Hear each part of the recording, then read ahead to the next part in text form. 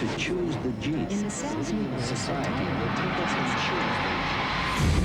choose. In a future where humans are engineered for perfection, Heart disorder, 99% probability. Vincent Freeman was born Come on, you coward! without the genetic code to succeed. You know you're gonna lose. And his only chance is to hide his own identity I'm going up. by borrowing someone else's. This is the last day that you're gonna be you and I'm gonna be me. How do you expect to pull this off? I don't know exactly. Columbia Pictures and Jersey Films present Ethan Hawke, Uma Thurman, Alan Arkin, Lauren Dean, Jude Law, Ernest Borgnine, and Gore Vidal in Gattaca. Created from the inventive mind of writer-director Andrew Niccol, Gattaca takes place in a future not far from our own. It's not a piece about, the gimmicks of the future. It's simply about if things keep going scientifically as they go, what might this world be like? It is science fiction, but at its core, it's a film about an individual. The juxtaposition of those two things I found exciting. Ethan Hawke portrays Vincent, born into this world without genetic engineering. In this world, baldness and blindness or short-sightedness and lack of height, increased IQ are determined. And depending on how much money you have, you can determine how tall, how bright, how musical, how athletic. First, we may as well decide on gender. We would want Vincent to have a brother, to play with. His future is pretty much mapped out for him about what his life is going to be like. You have to be realistic. With a heart condition like yours. Mom, there's a chance there's nothing even wrong with me. The only way that you'll see the inside of a spaceship is if you were cleaning it. It's not so far-fetched. You're restrained by what world you're born into. Welcome to Gattaca, gentlemen.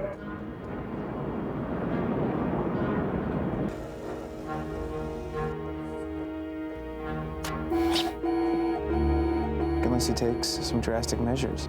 When you clean the glass, Vincent, don't clean it too well. What do you mean? You might get ideas. You have somebody in mind? You could go anywhere with this guy's helix tucked under your arm. Newcomer Jude Law plays the real Jerome Morrow, the key to Vincent's entree into Gattaca. You really want to be in there? I don't want to be in there. I want to be up there. Vincent requires the bodily fluids to pretend under analysis that he is me. So I give him my blood, which he wears in sachets on his fingertips. I give him little packets of my fingernails, my hair, skin follicles, eyebrows, eyelashes. Look at it. It's silver. Jerome Morrow was never meant to be one step down on the podium. With all I had going for me, I was still second best. Eugene doesn't have the spirit, but he has the blood.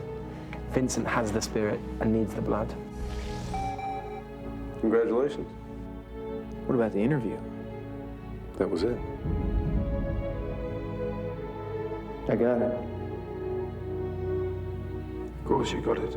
Roll sound and video, please. Speed. Congratulations, Jerome. Thank you. Uma Thurman plays Irene, obsessed with her own genetic imperfections. She is someone who is completely daunted by every piece of limitation that is sent her way. Seems you're everything they say you are and more. What about you, Irene? You're engineered just like the rest of us. Not quite like the rest of you. An acceptable likelihood of heart failure. I think that's what the manual says. Well, if there's anything wrong with you, I can't see it from where I'm standing.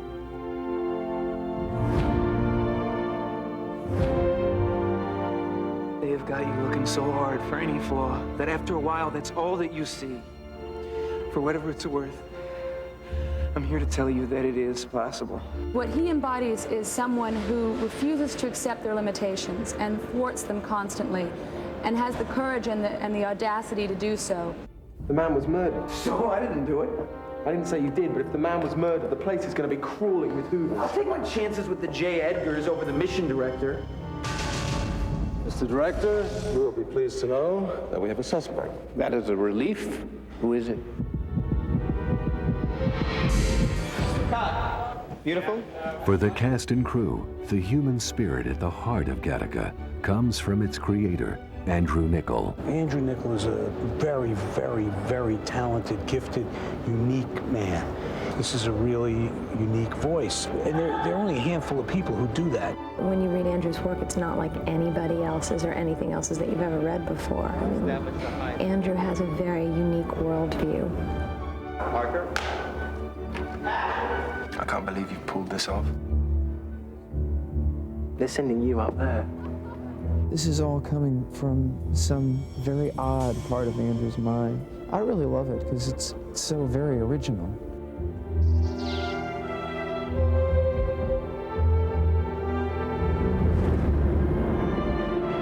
It's graceful like a classic. It's really a story about the triumph of the human spirit and the triumph of the will. I have a feeling he might be there under false pretenses, playing somebody else's hand.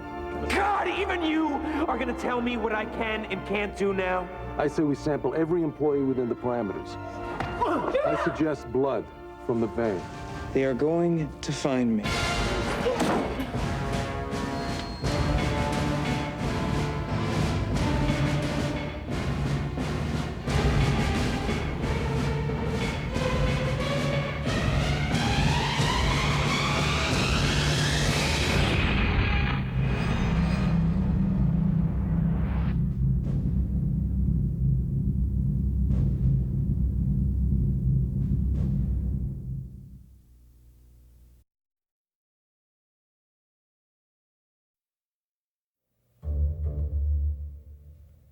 As we come to learn more about how the DNA in our genes both ties us to and differentiates us from each other and all living things, we are approaching a point in technological history where a world like Gattaca, a place where our genes determine our worth, is not only possible but possibly imminent. How did we get here? How did we come to know what we know about genes?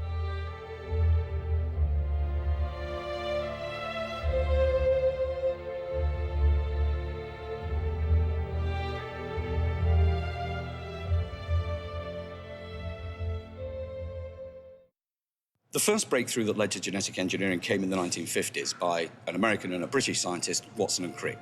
They worked out how the genetic code works. And it's a chemical called DNA. Watson and Crick established the actual physical structure of this DNA.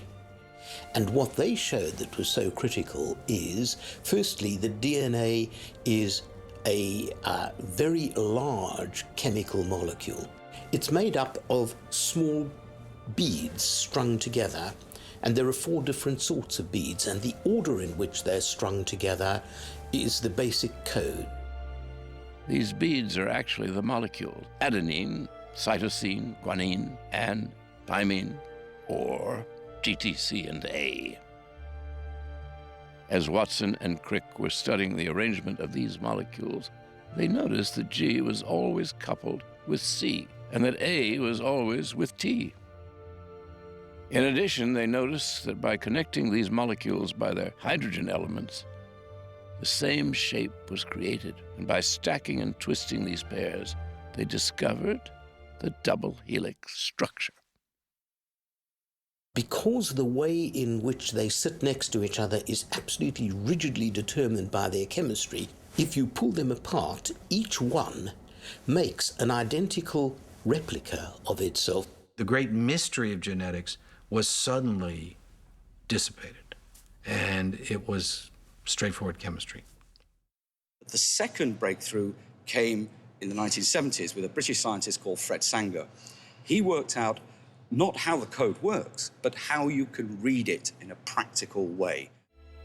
In order to find a specific gene within the DNA code, scientists had to find the order of the GTC and A molecules in the DNA strand. Fred Sanger used 4 different chemicals that would attach to the GTC or A molecules in a fraction of a DNA virus. By doing this, one of the chemicals could locate all the G's in the DNA strand. Another would locate the T's, another the C's, and then finally the A's. This process, developed by Sanger, is known as gene sequencing. Over a 20-year period, we went from having the Watson and Crick paper to having recombinant DNA methodologies. That was of monumental importance and generated companies and generated enormous amounts of new knowledge and gave us an ease with the handling of genetics that we had never had before. At this point, scientists understood what genes were and how they worked, and were beginning to understand how they could be manipulated. However, in order to find a specific human gene, they needed to determine the sequence of the GTC and A molecules that are specific to the human species. This sequence is the human genome, and the initiative to discover this sequence is called the Human Genome Project. As a logistic exercise, it was absolutely huge. They were putting 73 million letters of DNA onto the web free every night, just in order to stop it being, in a sense, grabbed by the commercial sector.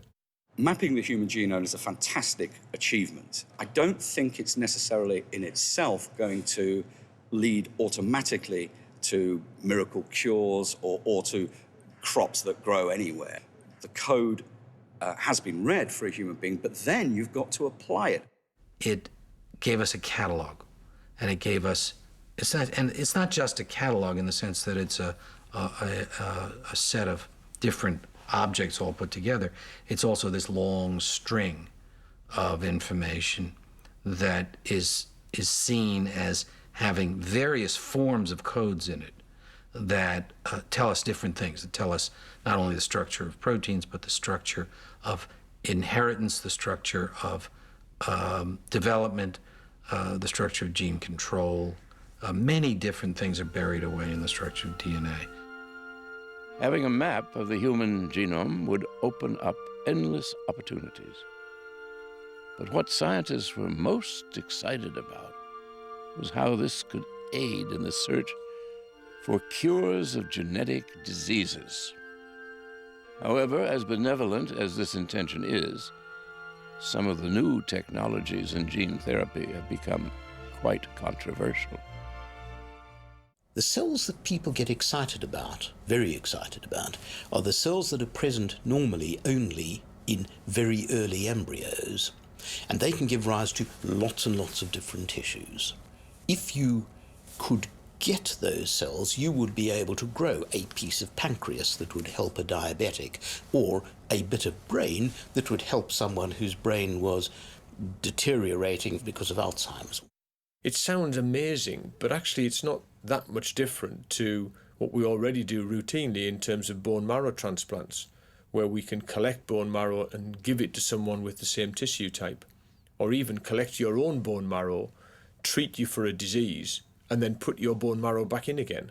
In the future, I think we'll see it being used for repairing livers and skin and broken backs, for example, where you could repair a broken spine because our body can't do it for itself. But in order to get into stem cells, we have to start working with another scary word, cloning. Dolly was born in July 5th, 1996, but it was not because people were interested in human cloning. They were interested in pharmaceuticals, the idea of modifying the genetics of a sheep udder, and so that pharmaceuticals could be produced inexpensively by sheep and extracted from milk. So we're talking about pharmaceutical production. They didn't even think that it would create the furor that it did. The sheep was the perfect slogan animal for this radical new technology. People were taken aback that you could actually make an identical animal out of the DNA from its, what do you call it? Parent? No. Grandparent? No. Progenitor? We love the idea of this plump little sheep that's a copy of something else. I think in a way it's the only sort of safe and happy feeling we have about cloning. The word cloning originally simply meant making copies of things. It was a routine process in the laboratory. But then people realized with Dolly the sheep that you could actually clone whole human beings. In theory. In practice, we're not going to, because it would be profoundly dangerous to try. Dolly produced hundreds of profoundly disabled offspring before they got one right. So we're not going to go in for what's called reproductive cloning. But what we are going to go in for is therapeutic cloning. So if I had cirrhosis in the future, instead of waiting for someone to get run over so we could ask for the liver, what we might do is take a nucleus from one of my cells, put it into an embryonic cell, persuade that cell to turn into a liver cell, grow a large quantity of it, and then effectively make me a new liver. Now, a lot of people believe that when something has the therapeutic potential and the potential for understanding that cloning and stem cells provide us with, which is enormous, that we have to look very carefully at our moral precepts. Well, isn't there a difference between a blob of cells and a person? One day, in principle, when we understand all this, we'll be able to use synthetic chemicals and do it all in a test tube. Until then, the only access to these cells that can turn into pretty well everything are either very, very early embryos, which haven't turned into anything yet, so still have the potential to make all tissues, or else this trick of reprogramming, which was discovered with Dolly the sheep, which needs egg cells in order to set it off. We don't know how to do these things today, but we'll never find out how to do them unless we work on them. So we're in a sort of catch-22. You have to be able to do the research, but the people who are trying to block the research are saying, well, since it's not around the corner, we can block the research. And it's not around the corner because the research is blocked. There we are. In Gattaca, for the first time, we're asked to examine an age-old myth in a new light. What will happen if we can suddenly control the basic essence of life? Controlling our own evolution in the future has become technically possible. It's not something that we're easily going to do, but you can see a short distance down the road these questions being asked. Genetic engineering began 200 years ago and has been accelerating ever since. People are fascinated by the notion that we could somehow engineer ourselves. And that's because it fits into this metaphor of here we have reached out and we have controlled the natural world around us. We have in fact fashioned the human environment out of our own will. The new technologies that are emerging from our understandings of our own biology are very troubling to lots of people. And there are a variety of reasons that are put forth as to why that is so. Foremost among them is that we are somehow playing God. Many people look at genetic engineering and say that God made us in a certain way and we should accept what we get.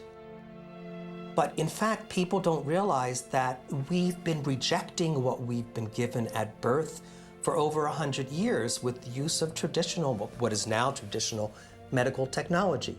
The big question in genetic technology is who gets to decide?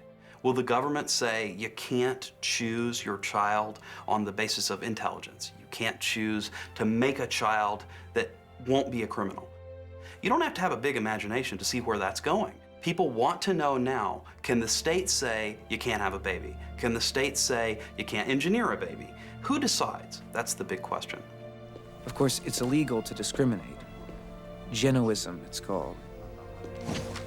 If you refuse to disclose, they can always take a sample from a door handle or a handshake, even the saliva on your application form.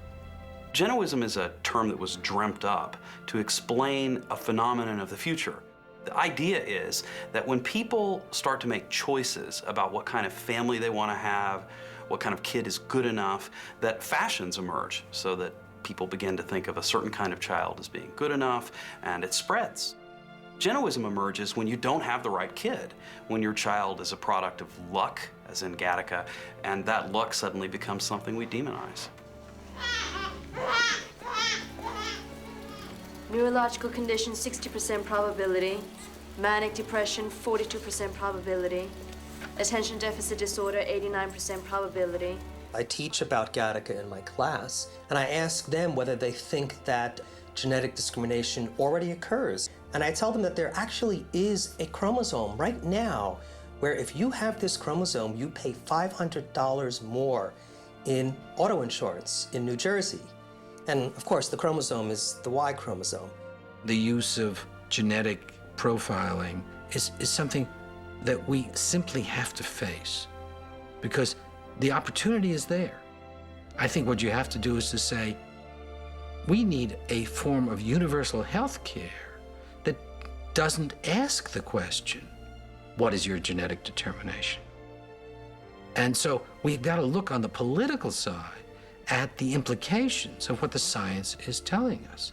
So this is a very real issue right now. I think the next century is going to challenge our vision of ourselves as no previous century has. The real issue is whether we can continue to face the possibilities of the future, or whether we're going to pull back in fear and turn over that exploration to other braver peoples, because in fact, the next frontier is not space, it's our own selves.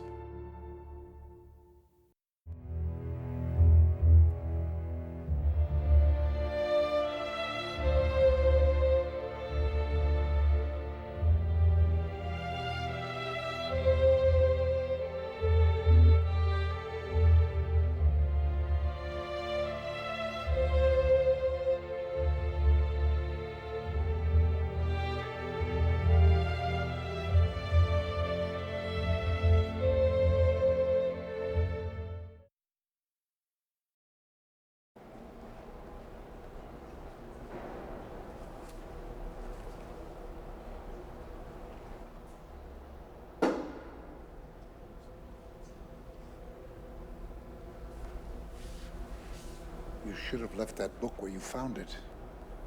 You know, Vincent, there is a thing called acceptance. I'm only telling you this for your own good. This is not such a bad life. It is a life. These are hard walls to keep banging your head against. They're not so hard.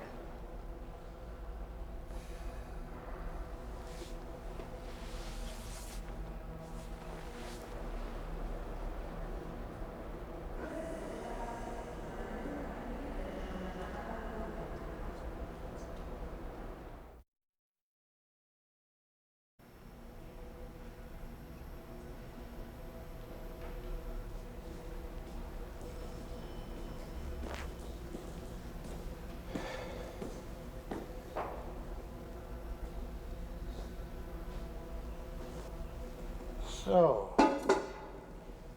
you finally seen sense and came back to your old job, Vincent? No, not yet, I'm afraid. No? What's keeping you? Just a slow learner, I guess. I guess so. Well, while you're up there, maybe you could tidy the place up a bit. I'll see what I can do.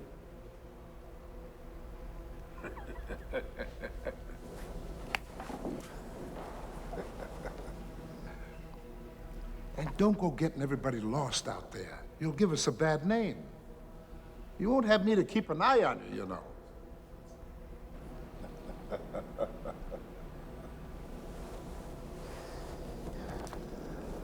And by the way, I left some trash in your locker.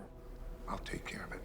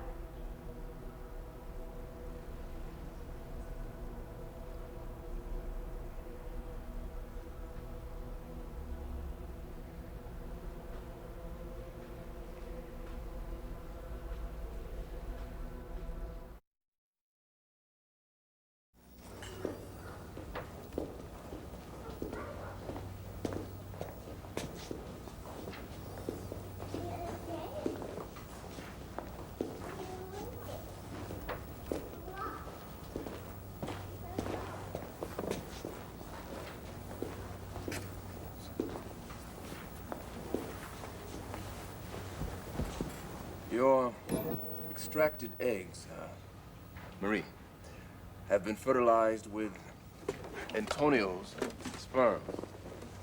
After screening, we are left, as you see, with 2 healthy boys and 2 very healthy girls. Naturally, no critical predispositions to any of the major inheritable diseases. All that remains is to select the most compatible candidate. First, we may as well decide on gender.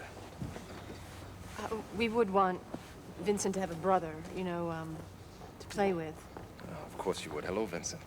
Well, you have specified hazel eyes, dark hair, and fair skin.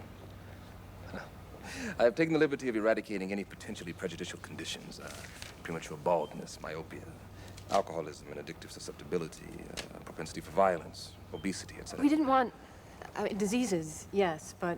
Right, I mean, we were just wondering if we should leave a few things to chance. You want to give your child the best possible start. Believe me, we have enough imperfections built in already. No, your child doesn't need any additional burdens. And keep in mind, this child is still you. Simply the best of you. You could conceive naturally 1,000 times and never get such a result. He's right. I have to tell you, Mr. Freeman, your new son's going to be at least a head taller than you, so prepare for a crick in the neck in, say, 16 years' time. Very good, then. Is there anything I've forgotten? We want him, we were hoping that he would get married and have children. Right. See, we'd like some grandchildren.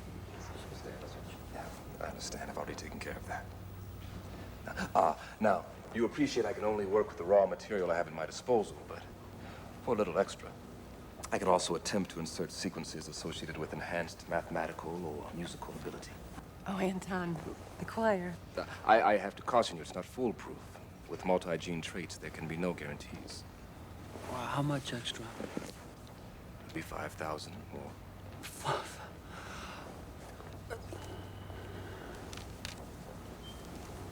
I'm sorry, there's no way. Don't worry, you'll probably do just as well singing to him in the womb. Well, we can implant the most successful pre-embryo right away, if you like. What will happen to the others? They are not babies, Marie. Merely human possibilities. Smaller than a grain of sand. See?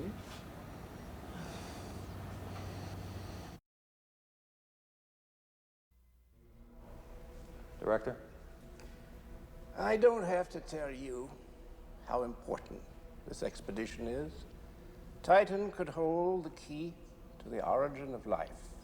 Chiron will give us an insight into solar systems beyond.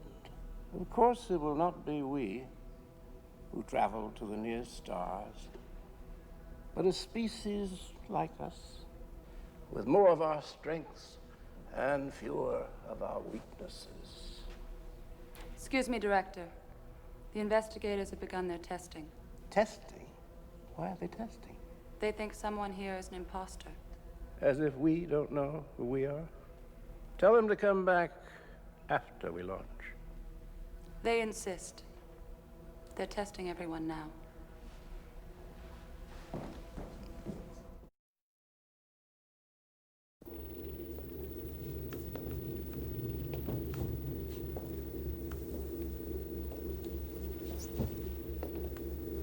What are you doing here, Detective? Case is solved. Well, we still have the matter of the invalid. Why is that important now? Well, it's not to me, but it seemed very important to you. What's this? Your perspiration gave you away. I had it analyzed. It seems you and the eyelash share something in common. Not much, but enough to establish a rather damaging connection. I should turn you in, sir. I really should. But I guess pity's clouded my better judgment. One of my many, many failings.